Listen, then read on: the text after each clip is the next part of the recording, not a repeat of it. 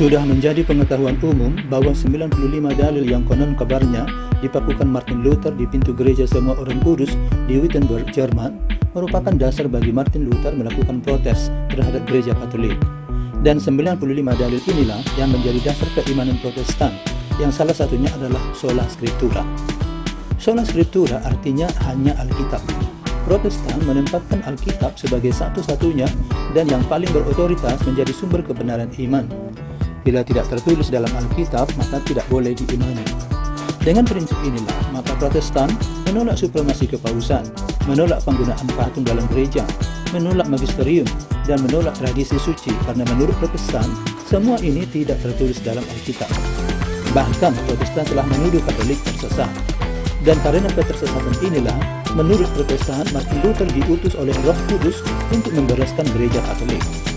Namun tahukah Anda bahwa 95 dalil yang ditulis Martin Luther itu tidak menggunakan ayat-ayat Alkitab sebagai pendukung argumennya, kecuali hanya satu, yakni dalil nomor 78 yang mengutip 1 Korintus 12. Saya telah berkali-kali dan bolak-balik membaca 95 dalil Luther tersebut, tetapi tetap saja saya tidak menemukan di dalam setiap dalil itu ada ayat dari Alkitab yang dikutip untuk memperkuat argumennya, kecuali dalil nomor 78. Dengan demikian, saya berkesimpulan bahwa Martin Luther tidak pernah sama sekali menggunakan Alkitab sebagai rujukannya untuk merumuskan semua dalilnya tersebut. Akan tetapi, Martin Luther hanya menggunakan pengetahuan filsafat dan logikanya. Dengan kata lain, Martin Luther membuat penafsirannya sendiri di luar Alkitab.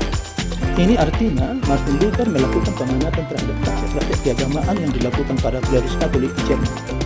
Berdasarkan pengamatannya inilah, Martin Luther dibantu pengetahuan filsafat dan logikanya membuat dalil-dalil tersebut.